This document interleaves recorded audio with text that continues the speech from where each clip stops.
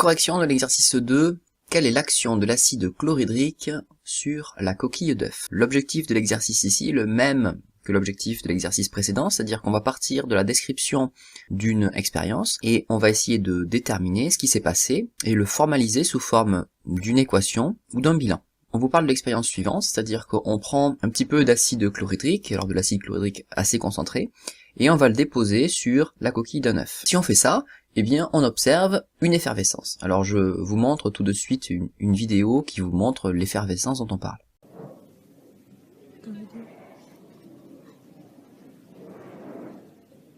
Maintenant que vous avez vu la vidéo, on va analyser un peu plus l'exercice. On voit dans l'énoncé que l'on a la composition de la coquille d'œuf. On sait qu'elle est essentiellement composée de carbonate de calcium. Ici, vous voyez que le nom est un nom composé. Il y a d'abord carbonate puis calcium.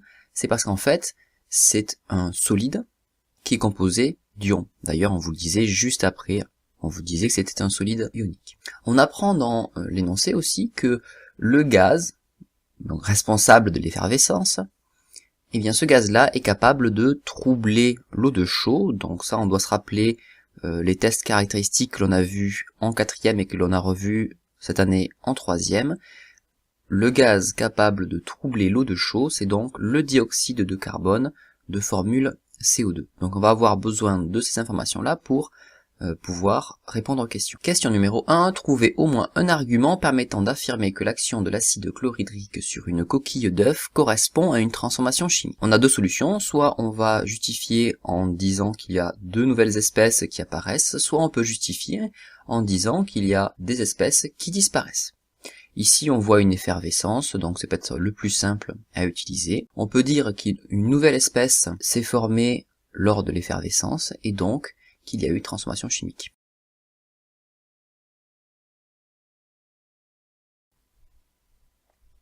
Vous pouviez aussi justifier qu'il s'agissait d'une transformation chimique en disant que la coquille semble disparaître, ou encore vous pouviez parler de l'acidité. On voit que l'acidité ici diminue, donc les ions H+ disparaissent au cours de cette transformation chimique, et lorsque certaines espèces chimiques disparaissent, c'est qu'il y a transformation chimique. Question petit 2, quels sont les noms des deux réactifs de cette transformation chimique? Eh bien, on vient d'en parler.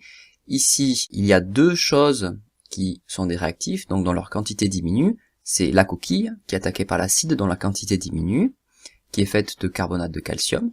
Et le deuxième, c'est l'acidité, donc les ions hydrogène.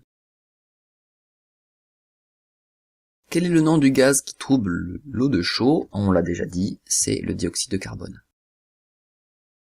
Question 4. Lors de l'action de l'acide sur la coquille de l'œuf, il se forme deux produits, l'eau et le gaz identifié à la question précédente. En déduire le bilan de cette transformation chimique. On va d'abord marquer les produits puisqu'ils sont indiqués dans la question. On a de l'eau et on a le gaz identifié et on vient de dire que c'est du dioxyde de carbone. À gauche, on va marquer les réactifs. Les réactifs, je le répète encore, ce sont les espèces dont les quantités diminuent. Ici, on a la coquille qui disparaît, donc le carbonate de calcium, et on a l'acidité qui diminue, donc les ions hydrogène. On vient d'écrire le bilan de la transformation chimique, et bien maintenant on va passer à l'équation. L'équation, c'est la même chose que le bilan, sauf qu'on va écrire les formules chimiques au lieu d'écrire le nom des composés chimiques. Donc le carbonate de calcium, c'est un composé ionique qui comprend deux ions, les ions carbonate et les ions calcium. Alors, calcium c'est celui-là, carbonate c'est celui-là. On a à côté, deuxième réactif, les ions hydrogène H+. Ces deux composés-là réagissent pour donner de l'eau. Vous devez connaître par cœur la formule de l'eau H2O. C'est donc une molécule formée de deux hydrogènes et d'un oxygène. Et du dioxyde de carbone. Le dioxyde de carbone, c'est une molécule qui est faite de un atome de carbone et de deux atomes d'oxygène. C'est une formule qui est aussi à connaître par cœur. Ici, lorsqu'on a ça, on se rend compte déjà que la conservation de l'élément n'est pas assurée. C'est-à-dire que j'ai du calcium ici à gauche, mais j'en ai pas à droite. En fait, si on veut être rigoureux, il y en a aussi à droite. Sauf que ça n'a pas beaucoup d'intérêt, dire que c'est une espèce chimique que j'avais au début, que j'ai à la fin, donc en fait, elle n'a pas vraiment subi de transformation chimique, donc elle ne va pas faire partie de l'équation de transformation. C'est d'ailleurs ce qui était précisé dans les Z. Il faut supprimer de l'équation toutes les espèces chimiques spectatrices. Eh bien c'est ça une espèce spectatrice, c'est dont la quantité ne varie pas, et celui-ci, sa quantité ne varie pas. Donc ici, on va gommer. Maintenant qu'on a fait ça, on a bien des carbones des deux côtés, de l'hydrogène des deux côtés, de l'oxygène des deux côtés, mais on n'a toujours pas la conservation de l'élément chimique. Pourquoi? Eh bien, parce que si on compte vraiment le nombre d'hydrogène, de carbone et d'oxygène, on va pas à chaque fois trouver la même chose.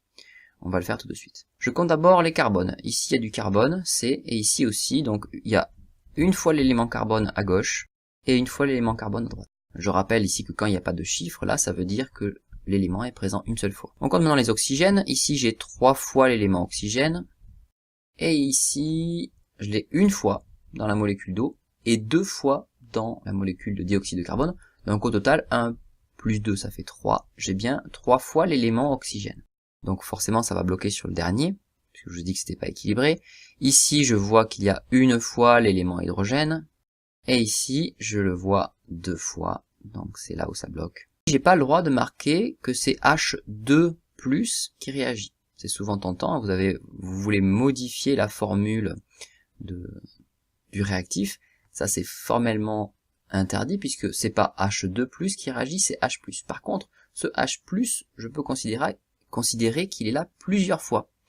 Et pour dire ça, je vais marquer 1, 2, mais devant H+. Ça veut dire ça, que j'ai 2 fois l'ion hydrogène. On a maintenant une équation qui est équilibrée, puisque j'ai le même nombre d'éléments à gauche et à droite, et donc j'ai fini de résoudre l'exercice.